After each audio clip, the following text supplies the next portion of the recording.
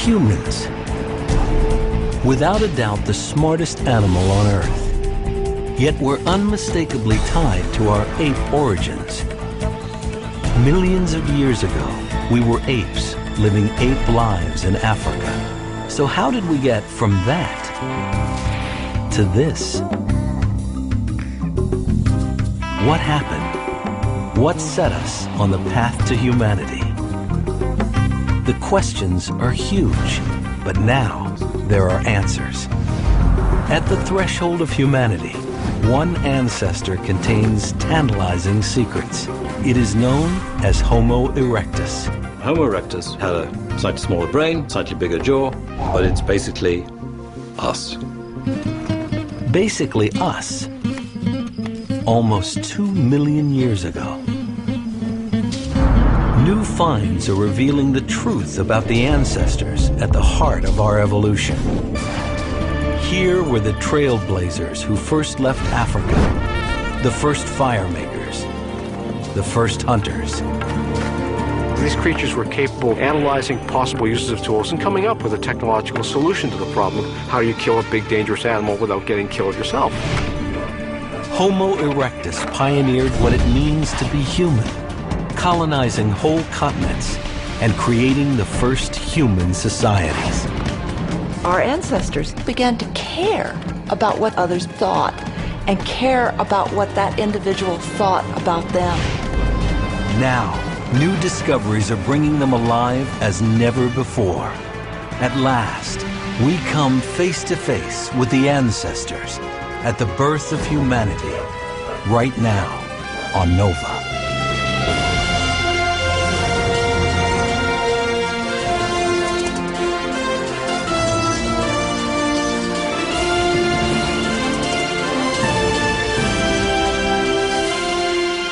Major funding for NOVA is provided by the following.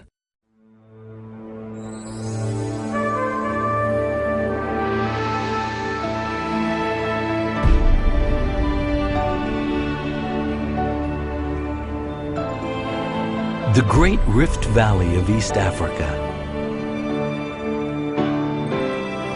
2 million years ago, these spectacular plains and canyons witnessed a mysterious event. The birth of the first ancestor we can really call human. New discoveries are revealing a creature surprisingly like us. A world traveler, a toolmaker, a hunter, tamer of fire, creator of the first human societies. Amazingly, the qualities that make us human began not with our own species, Homo sapiens. The true birth of humanity began much further back in time, millions of years ago. Imagine the entire span of recorded human history, about 5,000 years, taking us back to the Egyptian pyramids. Double it, 10,000 years, to the time when plants are domesticated and agriculture begins. Double it again, 20,000 years. Ice Age hunters are painting stunning images on cave walls, and keep doubling 6 more times. Only then do we encounter our ancestor, Homo erectus, in Africa's Great Rift Valley.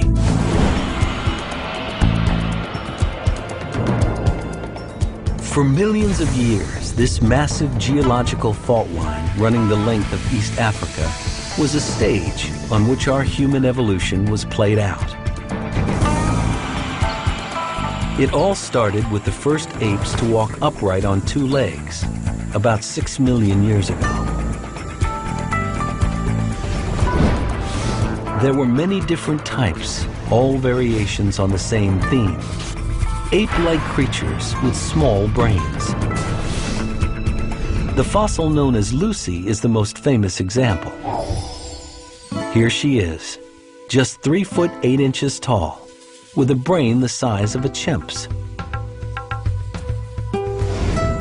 For millions of years, creatures like her roamed the forests and grasslands of Africa. But then, something changed. About 2 million years ago, new creatures appeared with abilities never seen before in the animal kingdom. Meet Homo erectus, a toolmaker and hunter.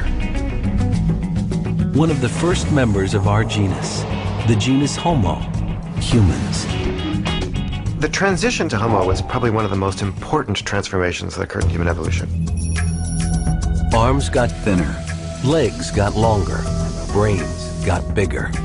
It was a huge evolutionary step from ape bodies to bodies like ours. But what about the things that make us distinctly human? Creativity, intelligence, caring for each other. How can we know when these got started? With only skulls and bone fragments to go on, how could we ever know what those first humans were really like? It would take a momentous find to shed light on their lives.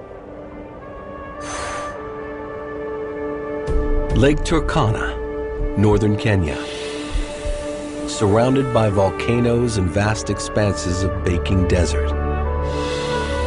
In 1984, famed anthropologists Richard and Meave Leakey were working at this remote inland sea. I was actually on the east side of the lake, and then Richard flew over and said, "You've got to come, there's something really exciting." As the first family of paleoanthropology, the Leakeys were used to fossil finds. But this was very special. One of Leakey's team had found a skull fragment of one of those early humans. He could tell from its size and shape it was Homo erectus. And there was more than just a fragment. So we started looking at this site on a more extensive basis, and of course once we did, we found the rest of the skull. A complete skull was rare enough, but it was just the beginning. Soon parts of the Homo erectus skeleton, which had never been found before, started to emerge. We couldn't believe it, but we started getting pieces of ribs. These were parts of Homo erectus that nobody actually knew about, nobody had ever seen before. So every bone that came out of the ground was something brand new to science, and we were looking at these things, and it was really amazing. And here they are, the actual bones of a human ancestor who lived over 1.5 million years ago. It's the earliest human skeleton ever discovered. The Leakeys called him Turkana Boy. His bones have revolutionized our understanding of the transition from ape to human. The really important thing about Turkana Boy is how complete he is. We've got arms and legs and bits of his spine and his ribs. And usually when we find these things, we get very excited about one little bit of bone. But that little bit can't tell us very much about an individual. So having a nearly complete skeleton, we can start to ask big questions. The first big question was, what did he look like? His skeleton tells us he was 5 feet 3 inches tall, with a build closer to a man's than an ape's. But how close?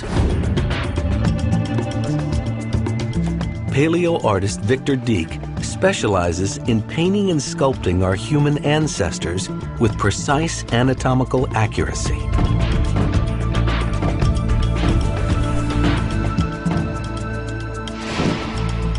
Victor's going to add Turkana Boy to his family of ancient faces.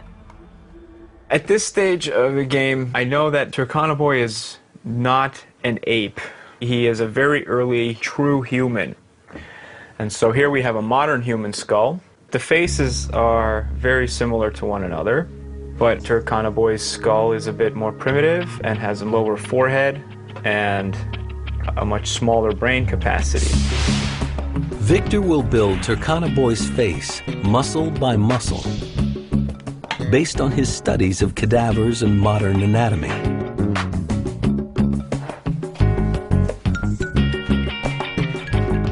While his head may be primitive, Turkana Boy's skeleton is surprisingly human. His hips are a little wider, his arms a little longer, but his overall body shape is just like ours. Turkana Boy and Erectus, that's something that if you were to see from 100 feet away, you would think, well, there's a large naked man there, or woman, or you know, but it's a human.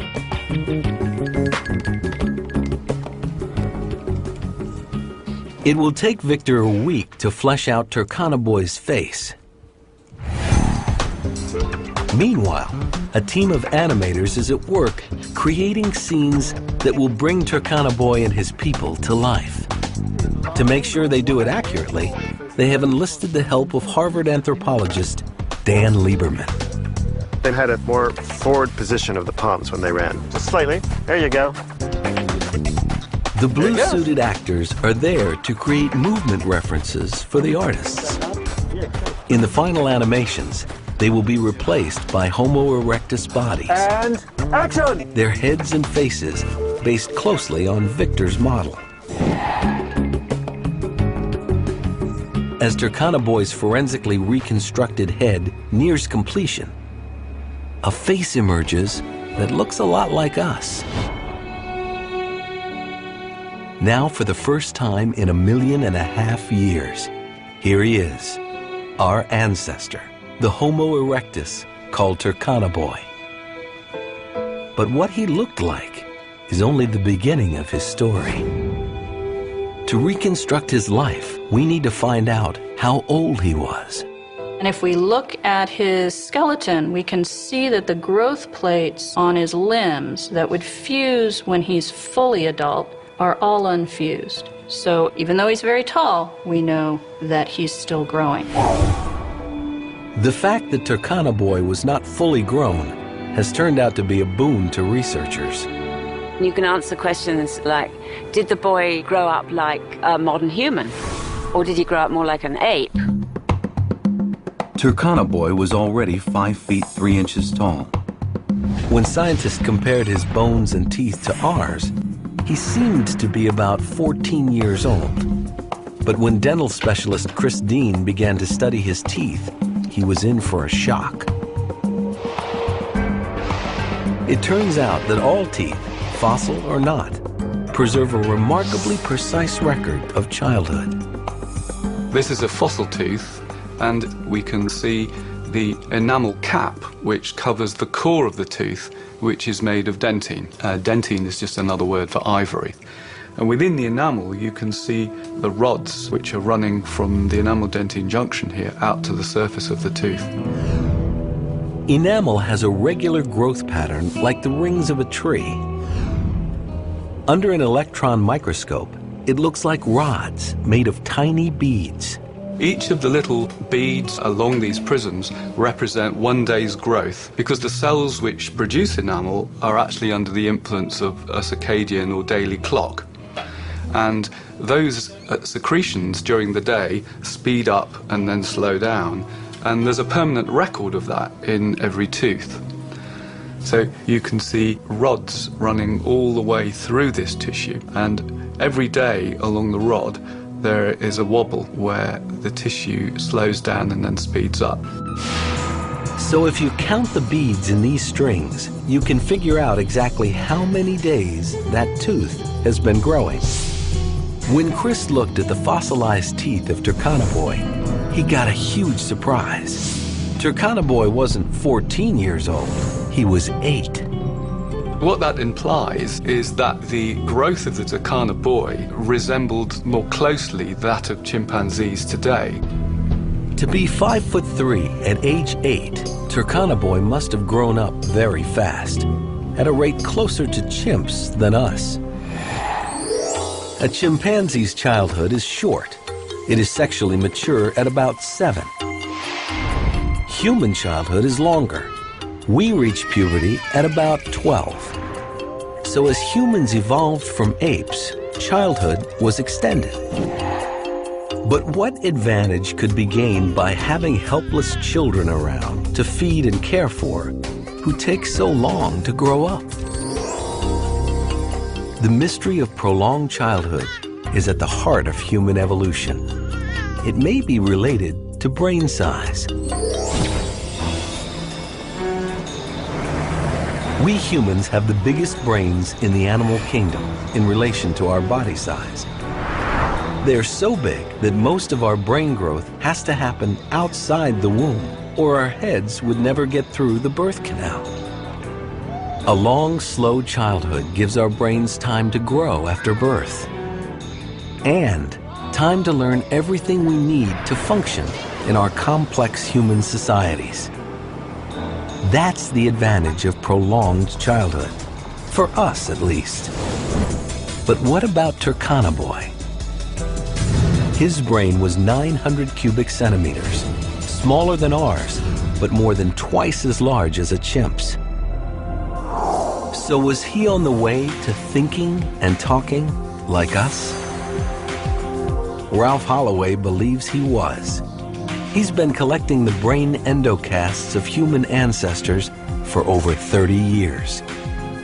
An endocast is a mold taken from the inside of the skull, which reveals the shape of the brain. Ralph is particularly interested in something called the Broca's area.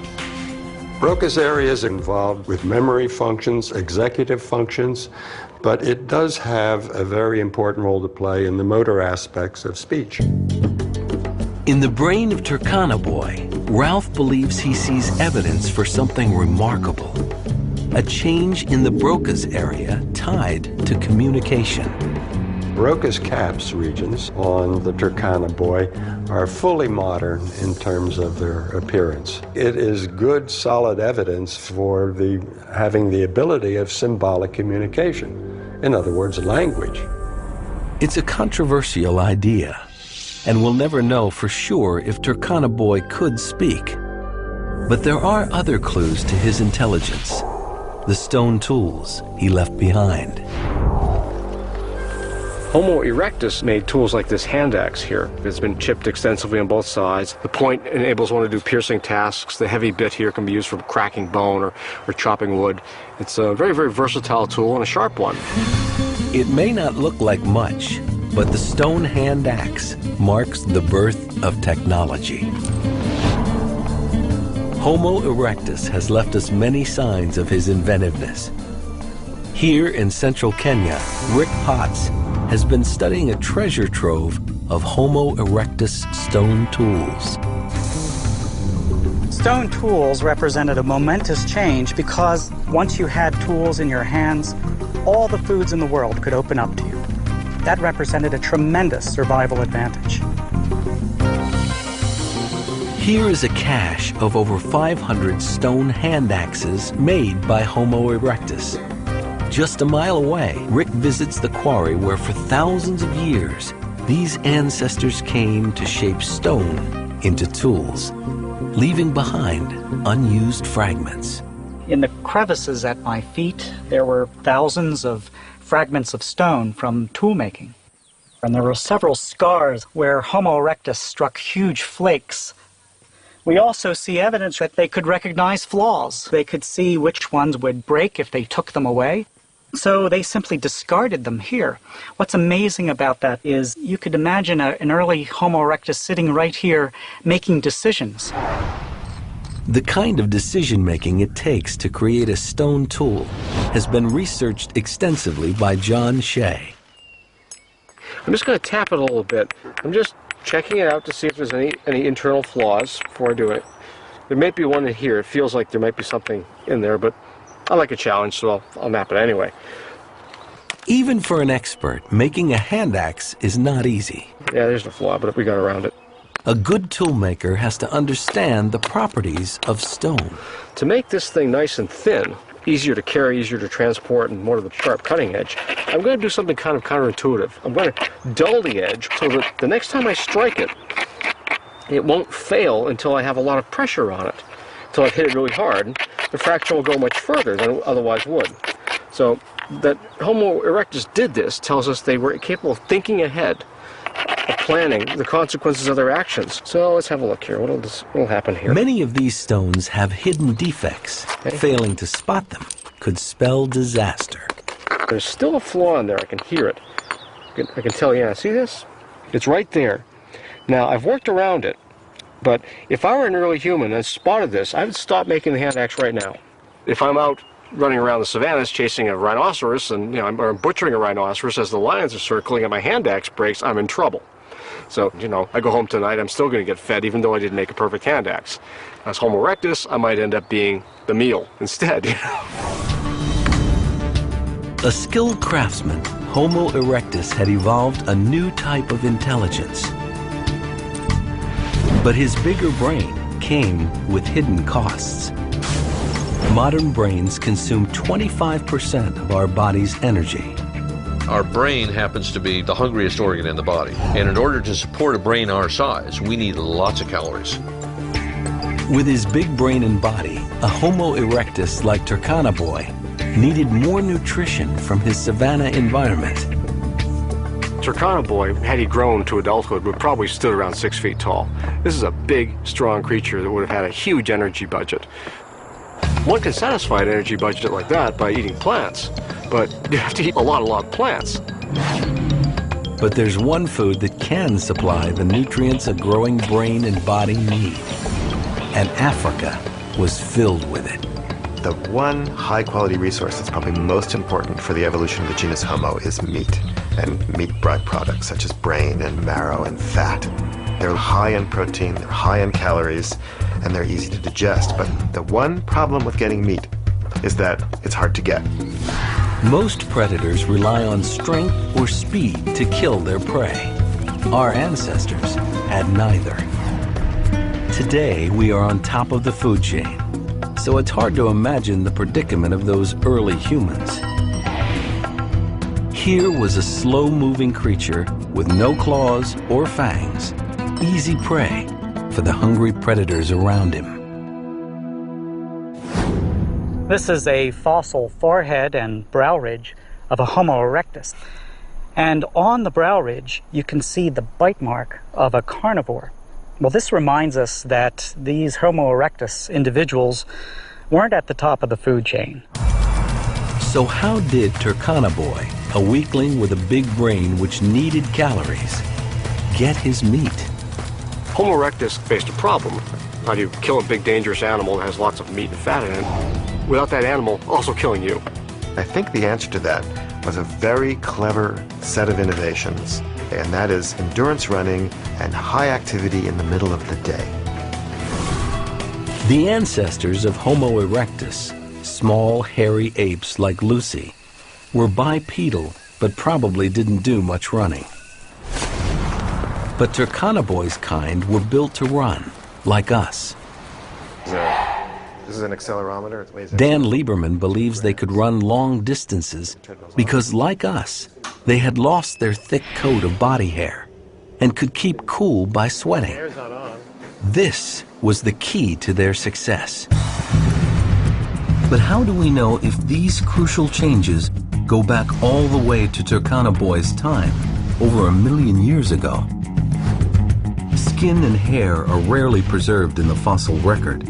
So to find out, we have to look to a creature that's been intimately connected with hair for a long time, the louse.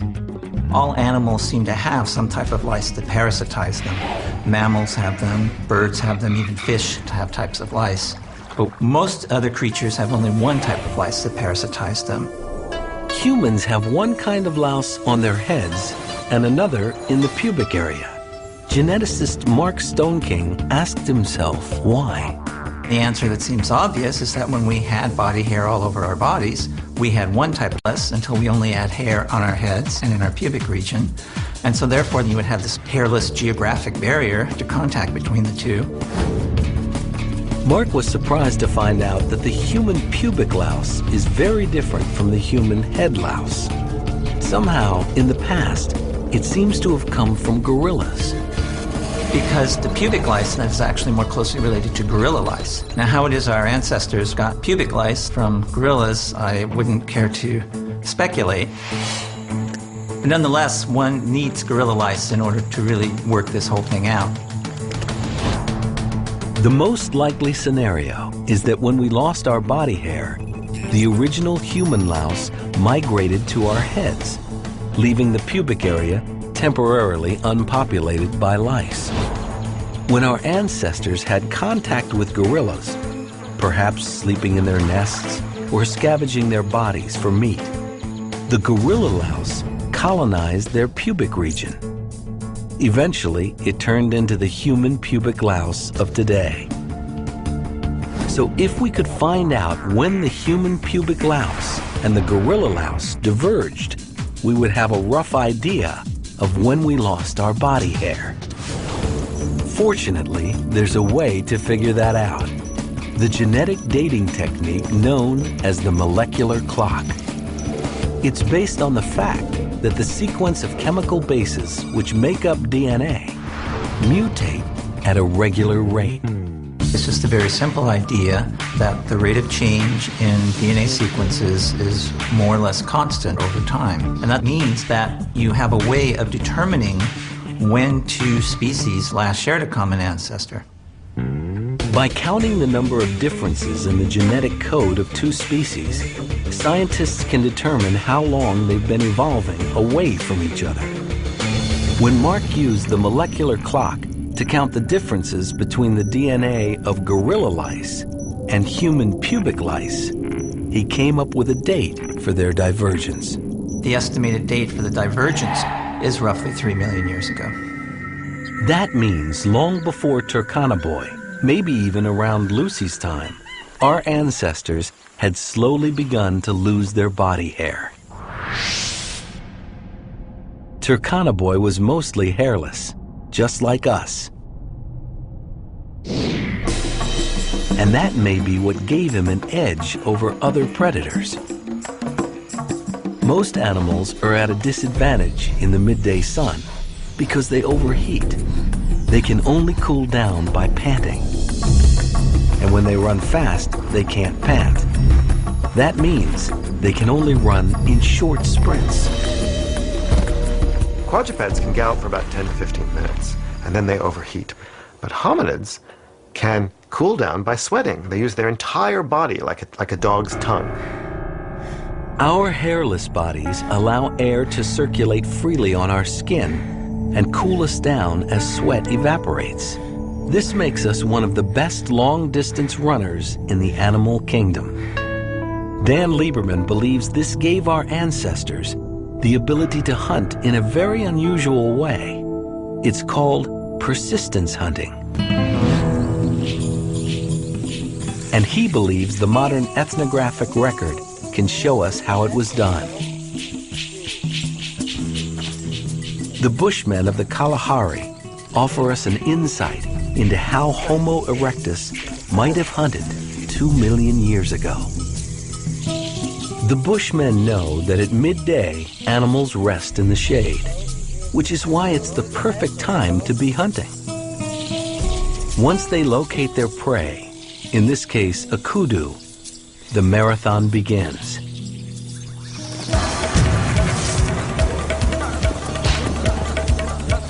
Their strategy is simple. Run it to exhaustion. Every time the animal tries to rest, the hunters track it down and get it moving again. They never give it a chance to cool down. And the reason they can keep going is that they can sweat. So if the theory is right, the Bushman hunt may help explain how Turkana-Boy got his meat. Homo erectus had come up with an innovative way of feeding his hungry brain.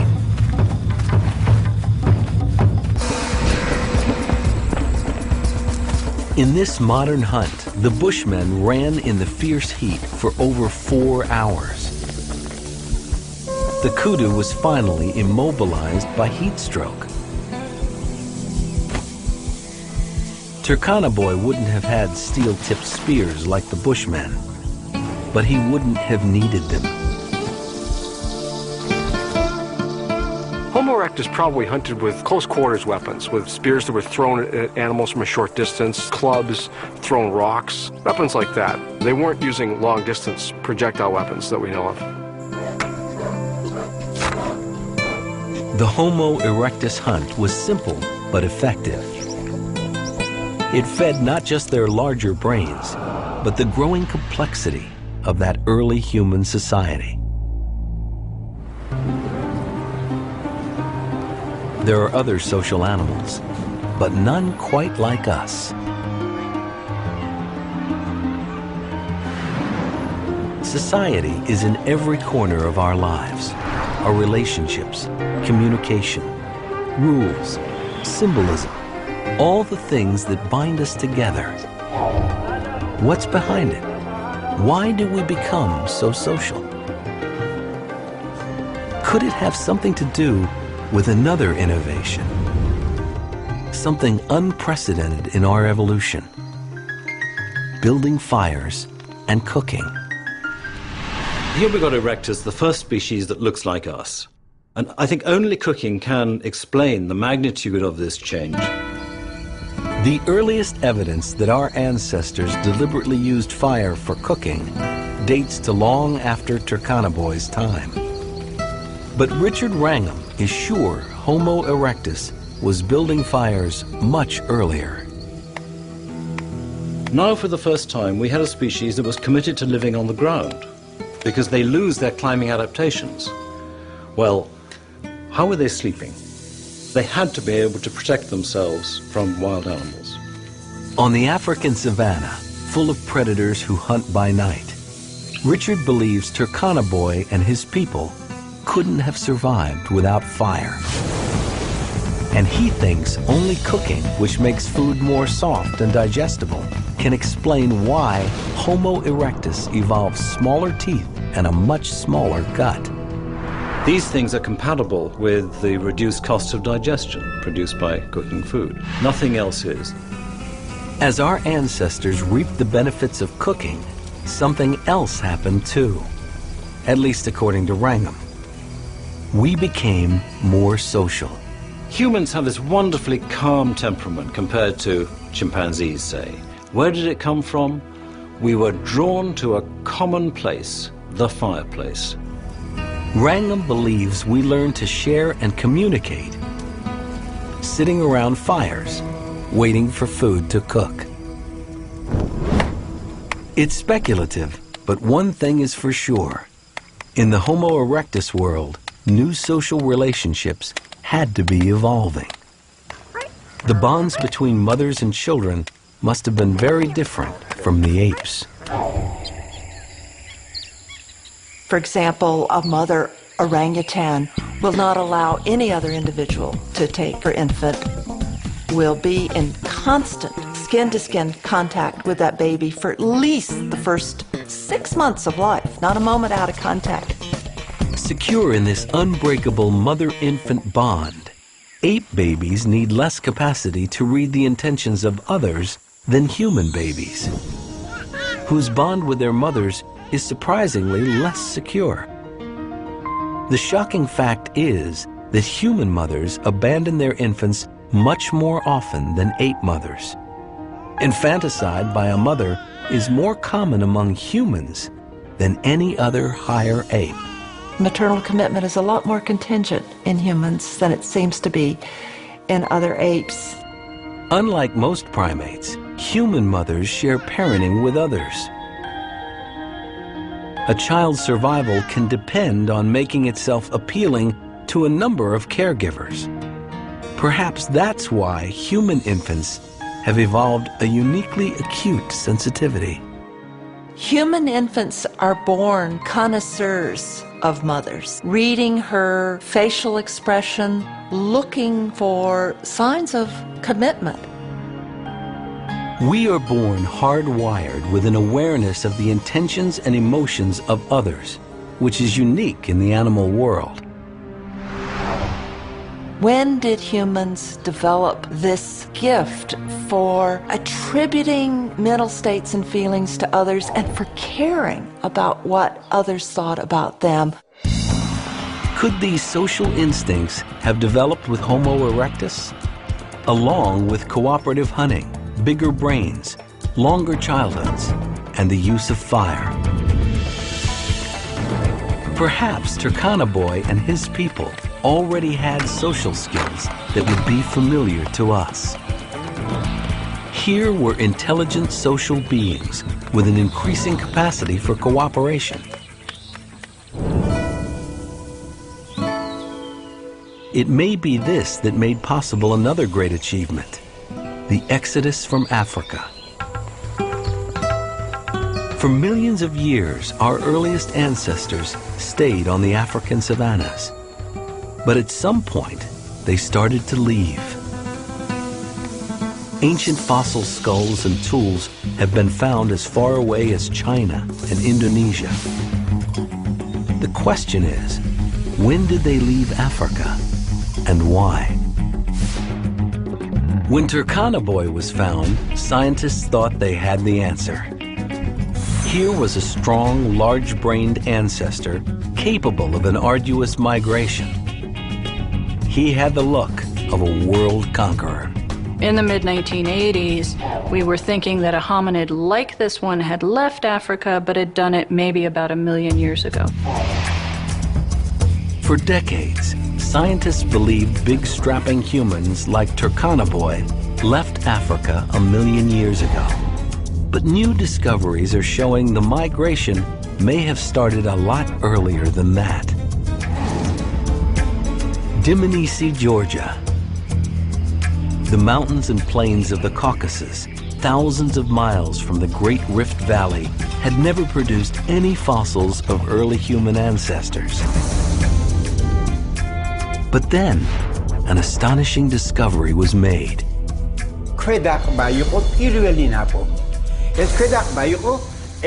It was a lower jaw with teeth downward, this way in the ground. So when I started to clean, those front teeth came to light. It became obvious to me that we had found some kind of hominid. But what kind? The jaw seemed to be a primitive form of Homo erectus. But at first, hardly anyone believed it. In 91, when we found this jaw, a lot of scientists were quite skeptical about it. Because it was very hard to imagine Georgia, Caucasus, to be on the map of the human evolution.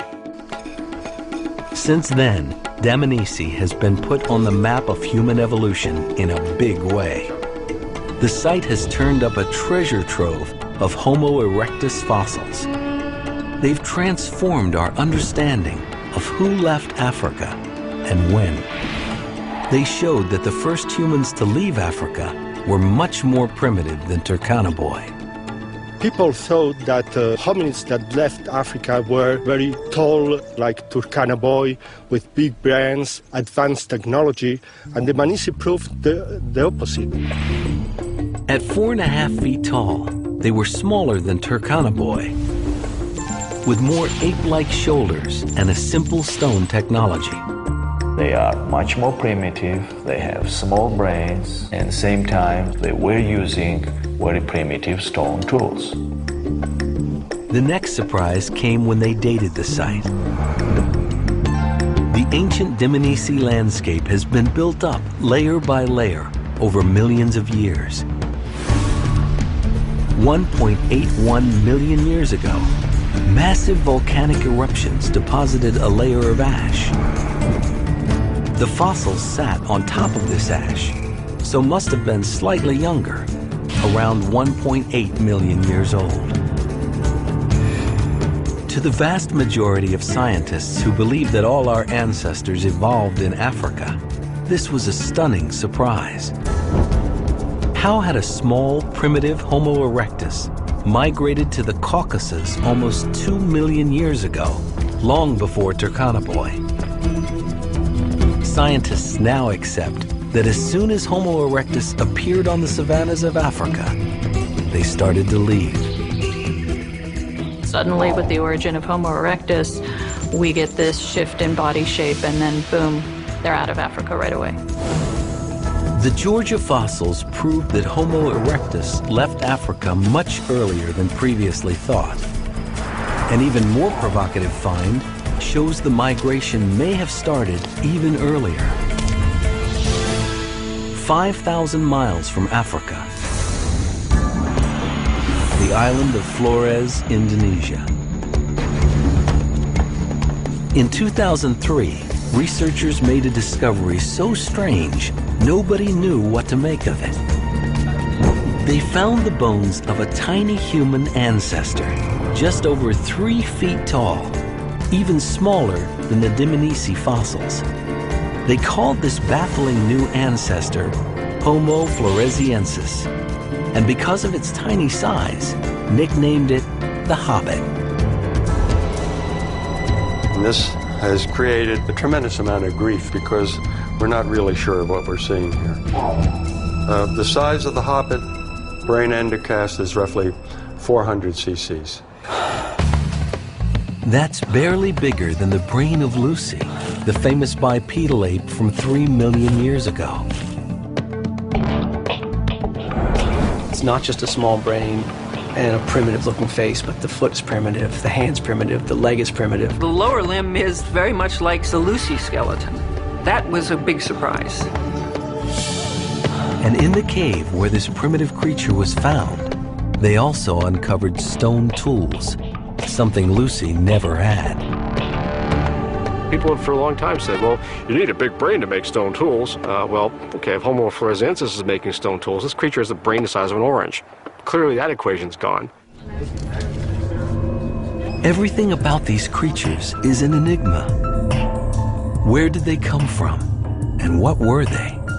Some researchers have argued that floresiensis is just a dwarfed population of modern people that suffered some kind of disease that caused them to both dwarf and have relatively small brains.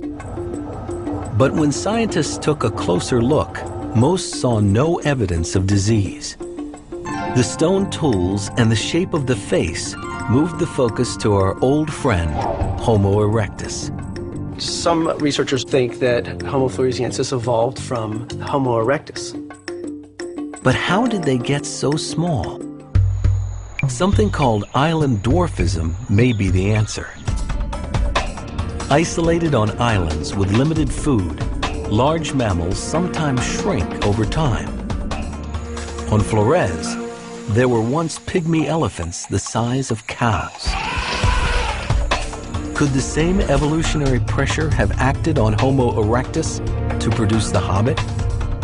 Or was this mysterious creature descended from an even more primitive ancestor?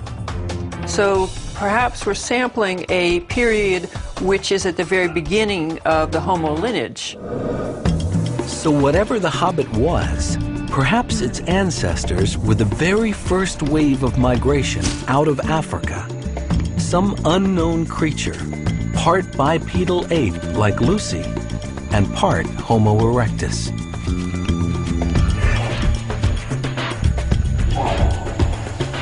So if that's the case, then what we see in Indonesia makes sense. It's kind of a body that existed before human bodies became more modern. What would push such primitive creatures out of Africa?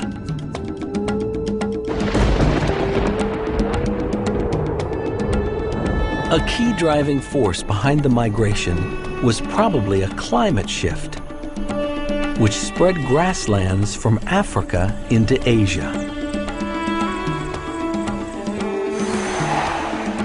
And with the grasses went the game animals. Animals are going to be moving out of Africa, and the hominids will just be keeping pace with those animals. After all, that's their livelihood. Of course, our ancestors didn't know they were leaving Africa. They just followed the animals they depended on, through the Sinai up into the Middle East and beyond. It's often been called an exodus, but it really wasn't like that. When people think of Exodus, they think of the Bible, or they think of migration, they think of Europeans coming over here to the New World. It probably wasn't like any historical migration, this dispersal of humans out of Africa. The process was probably very, very slow, much like the spread of any other animal species into new territories. You could imagine a group of Homo erectus moving their range 1 kilometer a year in one direction, and doing that continually over a long enough period of time, you can get the distance from Africa to Indonesia covered in, say, 15,000 years. By 1 million years ago, our ancestors had populated Asia from the Caucasus to Indonesia. And they were in Europe, too. as a recent discovery in Spain has shown. Homo erectus had conquered the old world.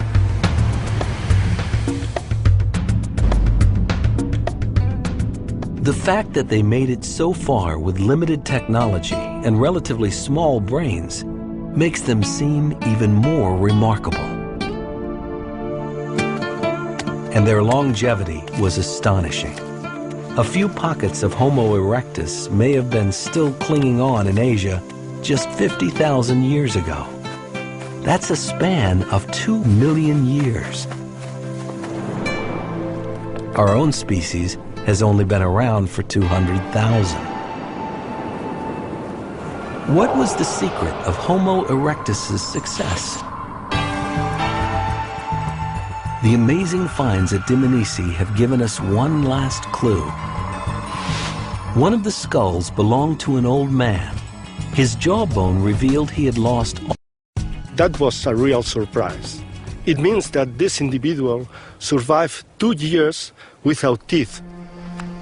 For an elder to have survived that long without teeth must mean that others in the group were feeding him, perhaps even chewing his food for him. I love this story.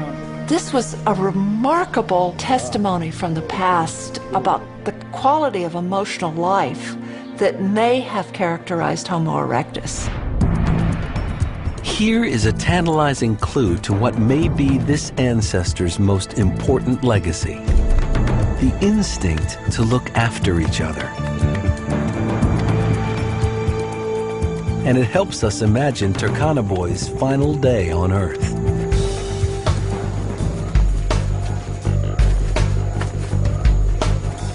In the animator's scenario, he starts the day out on a hunt. But he has trouble keeping up with the hunting party. Why? The evidence from his skeleton is that he was sick and in pain at the time he died. If we look at his lower jaw, we can see right here under the teeth that we've got a bit of an abscess and an infection. That kind of an infection could have entered the rest of his body, could have killed him. An abscess that ate away that much of his jawbone would have been agonizing. Turkana Boy is in so much pain, he's unable to continue the hunt. Knowing he would be looked after, perhaps he returned to his campsite to find comfort among the females. I think he was probably a miserable fellow, in a lot of pain and very dependent on support and handouts. So it was a species that already felt that he's one of our weaklings that, you know, we love and must protect and care for, to have got him that far. But however much they may have wanted to help him, there was nothing they could do about the infection that was probably spreading through his body. From what the evidence suggests, I just always imagined him not knowing what was wrong with him. And there's a sadness to it. But ultimately from that comes this immortal being. His skeleton was so complete, it is likely he died in water, which would have protected him.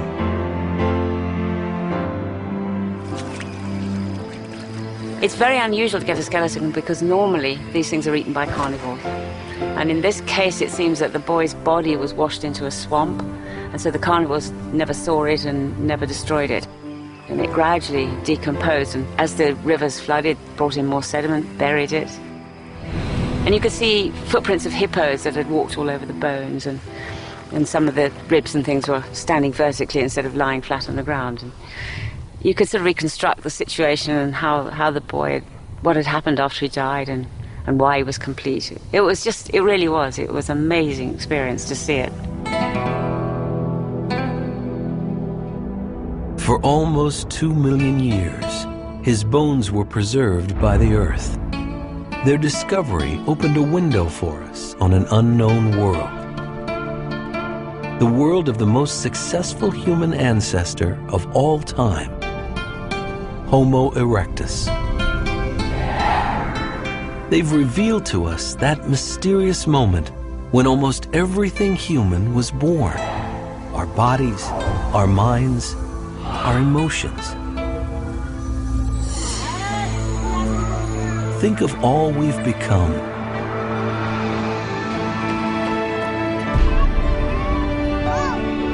Trace the threads of our origins through the ancestors who went before. They all lead back to Turkana Boy and his kind, the first humans.